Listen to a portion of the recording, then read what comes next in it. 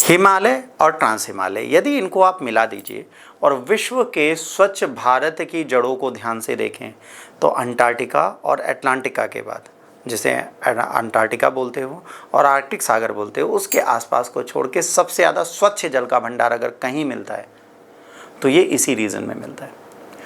तकरीबन 2 अरब लोगों को जल और संसाधन प्रोवाइड करने का रेंज है हिमालय। अब यहाँ पर समस्याएं क्या हैं? हिमालय रेंजेस इतने खतरे में क्यों है? हिमालय जियोपॉलिटिक्स का शिकार क्यों है? हिमालय ग्लोबल वार्मिंग का शिकार क्यों है? हिमालय में ग्लोबल वार्मिंग क्यों चल रही है, कैसे चल रही है, इस इशू को किस तरह सुधार सकते हैं, यहाँ पे कौन से सिचुएशनल चीज़ें हम बदल सकते हैं, इन सारी बेसिक चीज़ों पर आज हमें ध्यान देने की आवश्यकता है। आइए तो हम समझते हैं यहाँ पर क्या क्या चीज़ें चल रही हैं। पहली चीज़ समझिए, वर्ल्ड का तीसरा सबसे बड़ा रिजर्व यहाँ पर है, ठीक है, आर्कटिक और अंटार्कटिका के बाद। 2 अरब लोग गंगा ब्रह्मपुत्र जैसी रिवर्स पे टिके हुए हैं। एनर्जी जनरेशन, ऊर्जा संसाधन हो, पानी के सोर्सेज हो या कृषि हो, इन्हीं से होती है। और 2021, 22, 23, 24, 25 इन 4 सालों में हमने ये देखा कि बहुत ज़्यादा आइस मेल्ट हुई, ग्लेशियर प्रिडिक्टेड टाइम से ज़्यादा बहते जा रहे हैं, ख़त्म होते जा रहे हैं।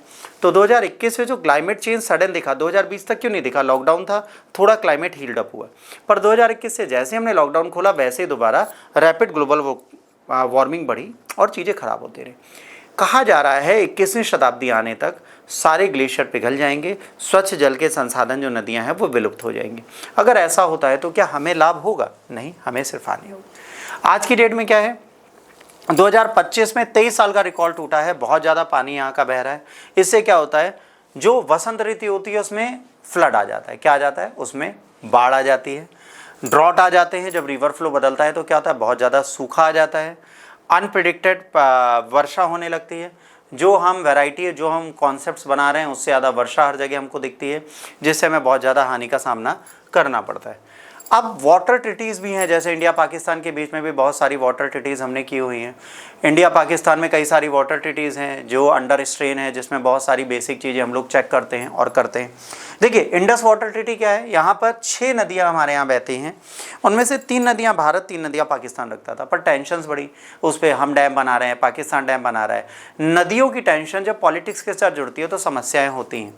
ऐसे ही बहुत सारी चीज़ें हैं। चाइना भी वही करता है, चाइना बहुत बड़े बड़े डैम्स बना रहा है, बड़ी बड़ी नदियों को कंट्रोल कर रहा है। कहा जाता है एशिया की 10 बड़ी नदियों में से 9 नदियाँ तो ये कंट्रोल करता है, बड़े बड़े प्रोजेक्ट बना रहा है। और ट्रांसपेरेंसी गैप है, ये बिल्कुल नहीं बताता कि इसको क्या करना है, कैसे करना है और क्या लॉजिक है, क्या इश्यूज़ है। ये बिल्कुल नहीं बताता आपको कि इस प्रोजेक्ट में कितना जल हम रोकेंगे, क्या करेंगे। इन सारी चीज़ों को ये छुपाते हुए चलता है। आज इसको बैलेंस करने की ज़रूरत है। नेपाल, इंडिया और इन दोनों के बीच में सही रिश्ते लगा सकता है। नेपाल को रिश्ते सही रखने इन लोगों के बीच में, सक्सेस से हमें सीखना है। जैसे रिवर कॉरपोरेशन में मैकोंग रिवर कॉरपोरेशन है, नेपाल ने कहा है कि इसको हम ठीक से डेडिकेट करेंगे, बनाएंगे। अगर ये रीजनल टेंशंस और ग्लेशियर का पिघलना बंद नहीं होता तब क्या?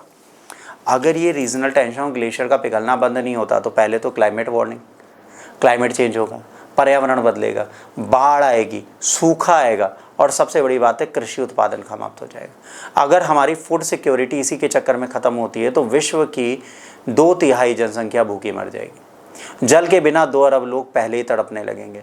जो एग्रीकल्चर का हब है ना एशिया पूरी तरीके से डिस्ट्रॉय हो जाएगा अगर फ्रेश वाटर हम ख़त्म कर देते हैं। अब हमें ट्रीटीज़ बदलने की ज़रूरत है, मल्टीलैटरल डायलॉग्स होने चाहिए, क्लाइमेट अडॉप्टेशन होना चाहिए और इंफ्रास्ट्रक्चर इन्वेस्टमेंट होना चाहिए। हमें जल को बचाने की कोशिश करनी है, हमें ऐसा इंफ्रास्ट्रक्चर बनाना है जो जल की सुरक्षा करे। हमें ऐसी चीज़ें करनी है जो कंट्रीज़ आपस में पानी को शेयर करने के लिए जियो पॉलिटिक्स ना खेलें। हम क्लाइमेट को चेंज करने की कोशिश करें ताकि हमारे ग्लेशियर बचे रहें और जल बचा रहे। ज़्यादा जल आके भी कोई फ़ायदा नहीं। कहा जाता है 80% से ज़्यादा ये बर्फ़ के ग्लेशियर हम खो देंगे 21वीं शताब्दी आते आते। एनवायरमेंटल क्राइसिस जो होगी एक फ्लैगशिप बन जाएगी। हिमालयन वाटर स्कार्सिटी जब आएगी तो आपको ये समझना है चाइना क्या कोशिश कर रहा है। चाइना बड़े बड़े डैम बना के पानी रोक रहा है ना, 10 एशिया की बड़ी रिवर्स में तो 9 रिवर का पानी रोक रहा है। इसका मतलब क्या हुआ? भविष्य में यही पानी देगा। दुनिया की 4 से 5 अरब जनसंख्या पानी के लिए तड़प रही होगी, तब चाइना पानी को दे रहा होगा। तो ये एक बहुत बड़ा गेम होगा। इससे बचने की ज़रूरत है, जियोपॉलिटिक्स से दूर रहने की ज़रूरत है। यदि हम कर पाते हैं तो शायद अपनी चीज़ों को हम सुधार पाएंगे।